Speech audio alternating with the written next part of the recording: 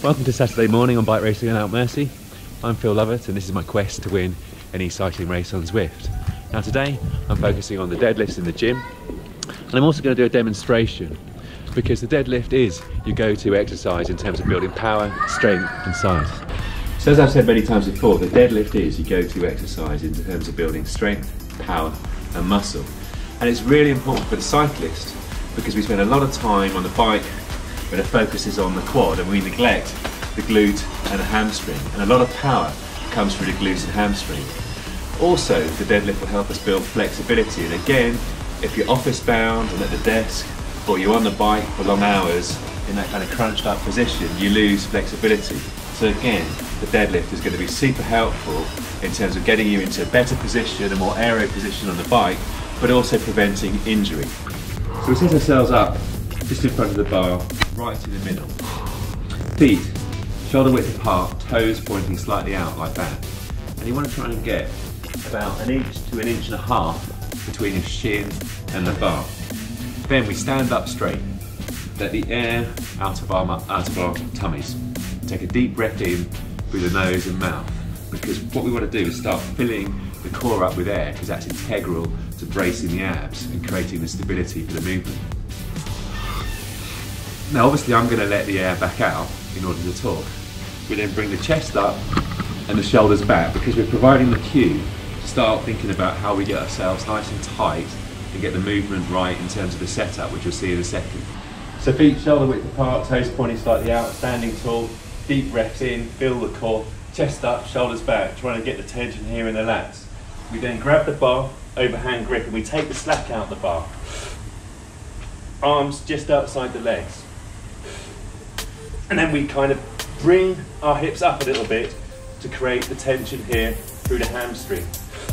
Get the core nice and tight, and then we're ready to start the movement. And we start the movement by rocking forwards a little bit, and then bring ourselves onto our heels and bring the chest up and the bum down a little bit, and that creates the nice straight back. And when we start the movement, we just push the floor away from ourselves with our feet, like this.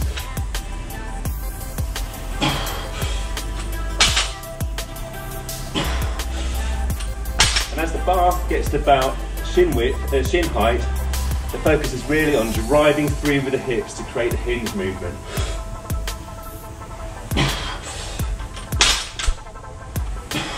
And at the top of the movement, we want to stand up straight and take a deep breath in, and we don't overextend, i.e. lean back, because that places too much pressure on the lower back.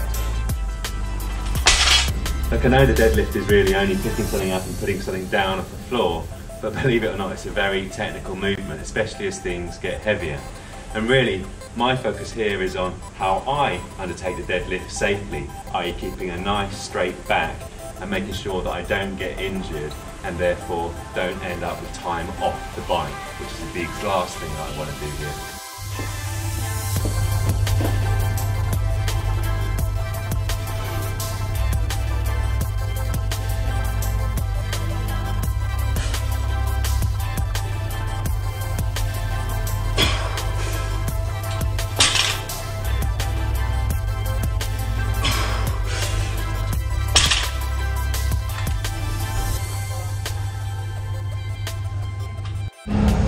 This is a variant of the deadlift called the trap barbell, and because you stand in the middle, the centre of gravity is such that you're not pulling forward as you would be with a normal variant of the deadlift. As a result, you maintain a slightly more upright position, and this maintains a slightly greater focus on the quads, but also is good for back health.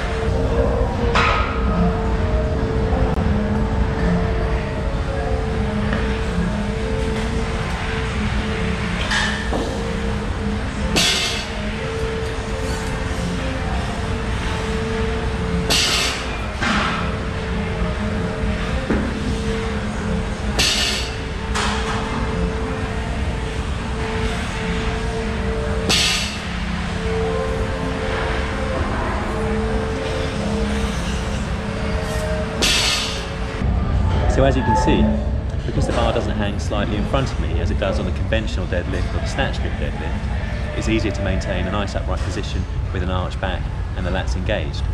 And as I'm initiating the movement, I'm again focusing on pushing into the floor with my feet and heels and trying to keep my knees pushed out in order to initiate the glutes as quickly as possible to help with the movement.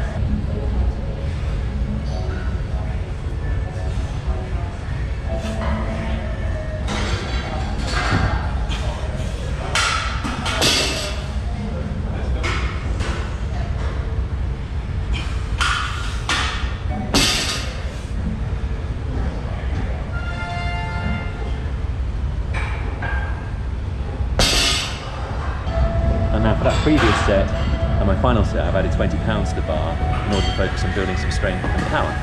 Now you'll also notice that on the underside of the bar there's a handle, and that's a good thing, because if you lack flexibility you can flip the bar the other way up and grab the handles instead, and that makes the movement slightly easier because you're gripping from a slightly higher height, and therefore it makes it easier to maintain a nice arched back and an upright chest. So it's a great movement, the trap bar deadlift, in order to build strength and a little bit of flexibility if you lack flexibility in the first place. And then as you build that strength and flexibility, you can gradually drop the weight a little bit and flip the bar back over, and you'll find that your flexibility is improved, albeit you need to lift a slightly lower weight.